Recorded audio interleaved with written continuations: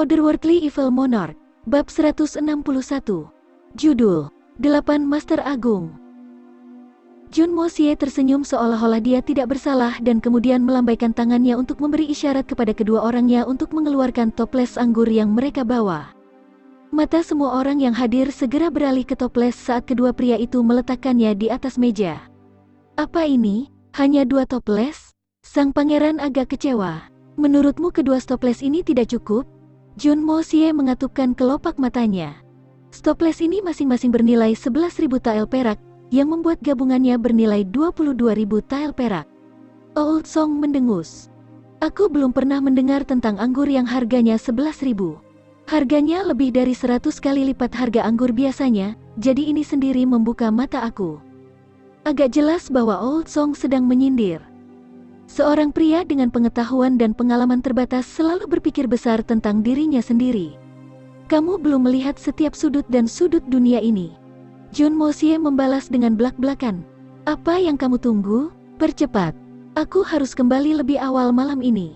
Aku benar-benar belum pernah melihat campuran anggur yang layak semahal ini. Arogansi anak muda itu jelas membuat ketiga pria itu marah. Pria berbaju hitam mengukur toples.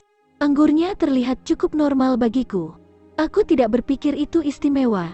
Kamu benar-benar tidak akan bisa mengetahui kualitas anggur, dan mana yang lebih baik kecuali kamu sudah mencicipinya terlebih dahulu. Junmo Xie menjawab dengan dingin. Ketiga tamu itu duduk di kursi mereka. Kedua hakim sudah mengambil keputusan. Jika kedua anggur itu serupa, atau bahkan jika anggur anak ini sedikit lebih baik, kita akan tetap memilih Old Song. Lihat saja anak ini, dia terlalu sombong. 1 botol kecil anggur seharga lebih dari 10.000 tael perak. Tidak ada yang mampu membeli ini. Anggur ini bisa mengosongkan kas negara. Oh, aku tidak menyadari bahwa ada seorang gadis kecil yang hadir di sini. Junmo Xie memandang Yang Mo. Kamu sangat cantik. Kamu pasti akan berubah menjadi wanita yang sangat cantik setelah kamu dewasa. Hehe. Mo yang adalah nama putra pangeran. Aku laki-laki. Aku orang besar. Little Mo yang membalas dengan marah saat dia melepaskan pakaian ayahnya dan mengepalkan tinjunya dengan erat, sementara matanya yang besar dan bulat menatap tajam ke arah Junmo Xie. Betulkah? Aku tidak berpikir begitu.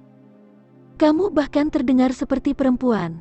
Junmo Xie menggelengkan kepalanya saat dia memiringkan kepalanya untuk balas menatap bocah itu. Mungkin kamu harus mengintip celanamu dan memastikannya. Junmo Xie jelas bercanda. Anak laki-laki tidak memiliki suara yang kasar. Aku laki-laki. Anak laki-laki kecil itu dengan erat mencengkeram ikat pinggangnya saat wajahnya mulai memerah karena pikiran memalukan untuk melepas celananya untuk menegaskan kejantanannya. Mungkin kau laki-laki. Junmo Xie tersenyum jahat. Tapi kau masih terlihat seperti versi perempuan muda darinya. Dia berkata sambil menunjuk ke arah pangeran. Aku laki-laki. Si kecil berteriak kembali dengan suara tajam. Dan itu karena dia ayahku. Haha. Semua orang tertawa pada saat bersamaan. Junmo Xie mengusap rambutnya. Baiklah, aku tidak akan mengatakan itu lagi. Jadi percayalah bahwa kamu laki-laki, oke? Baiklah, baik. Binatang kecil itu tidak memahami kata-kata Junmo Xie dengan benar, tetapi mendekatinya dan berbisik di telinganya. Jika kamu tidak percaya padaku, maka aku akan melepas celanaku dan menunjukkan kepadamu. Junmo Xie tercengang dan terpukul. Meskipun bocah itu membisikkan ini ke telinga Junmo Xie, semua orang jelas mendengarnya. Orang-orang yang hadir di toko itu semuanya ahli, dan indera mereka sangat tajam. Bahkan jika anak laki-laki itu membisikkan ini dengan nada yang lebih lembut, mereka semua akan tetap mendengarnya dengan sangat jelas. Semua orang jelas tertawa sekali lagi, dan suasana di ruangan itu tiba-tiba mereda. Junmo Xie diam-diam tersenyum. Pembunuh bayaran itu cukup berpengalaman untuk memahami bahwa lebih baik mengadakan kontes dalam lingkungan yang harmonis karena membantu menjaga ketertiban. Anak ini pasti akan menjadi seseorang suatu hari nanti. Menyadari bahwa anak itu memiliki banyak api di dalamnya, Junmo Xie memutuskan untuk meninggalkan anak itu sendirian. Demi kebaikannya sendiri, Old Song pergi ke ruang belakang, dan kembali dengan membawa 2 kendi di tangannya. Debu tebal yang menutupi toples-toples tersebut membuktikan bahwa toples-toples ini sudah lama disimpan. Karena kamu hanya membawa 2 botol anggur, aku juga harus menghasilkan hanya 2. Demi keadilan, Old Song sangat bangga dengan 2 toples anggur ini. Dia telah melakukan perjalanan melintasi gunung dan sungai untuk mendapatkan bahan-bahan untuk anggur ini selama tahun-tahun utama hidupnya, dan telah memfermentasi anggur ini dengan semua keahliannya. Anggur ini berumur 28 tahun. Aku melintasi pegunungan bersalju, gletser, sungai, danau, hutan. Aku menghabiskan waktu 5 tahun berkeliling dunia untuk menemukan bahan yang tepat untuk anggur ini selama masa puncakku. Wajah Old Song mencerminkan sedikit kesedihan. Kedua stoples ini berisi sisa sampel kreasi terbaikku yang tersisa. Kata-katanya memicu minat yang kuat di hati Solitary Falcon dan sang pangeran. Kamu berkeliling dunia selama 5 tahun untuk menemukan bahan yang tepat untuk membuat anggur? Solitary Falcon menggelengkan kepalanya. Kedengarannya terlalu jauh bagiku. Tapi itu sendiri membuat anggur ini layak untuk kebesaran. Layak, hehe. Old Song tersenyum dengan cara yang aneh, sepertinya sedikit sakit hati. Wine ini adalah wine terbaik yang pernah aku buat. Terbaik di dunia. Baik. Kualitas anggur itu nomor 2, tetapi dedikasi kamu yang tulus layak dipuji. Junmo Xie bertepuk tangan. Namun, dedikasi tidak sama dengan kesuksesan. Kualitas anggur tidak ditentukan oleh upaya yang dilakukan untuk membuatnya.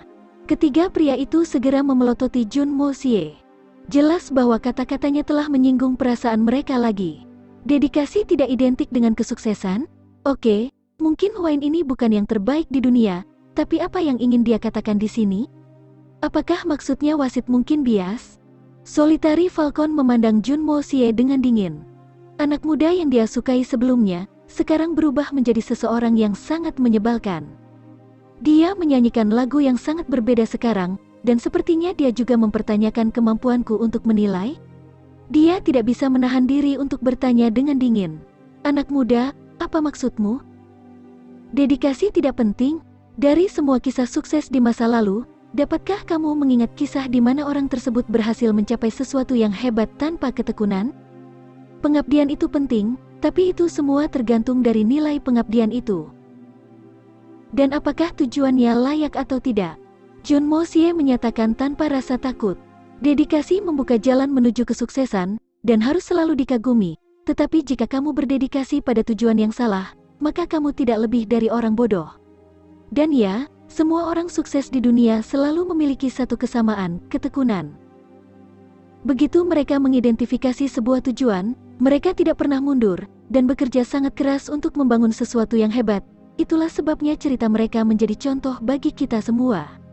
Misalnya, Kaisar pendiri Tianxiang, Yang Kaitian, mengerjakan Xuan Qi-nya hingga puncak, semua orang tahu tentang itu. Jadi kamu benar tentang itu. Tapi ada beberapa master lain di puncak, tapi mereka tidak pernah mencapai puncak seperti yang Kaisar lakukan. Tuan di dunia ini, apa yang kamu ketahui tentang mereka? Falcon Soliter mulai tertarik pada kata-kata Junmo Xie sekali lagi. Dunia hanya percaya pada 8 Grandmaster.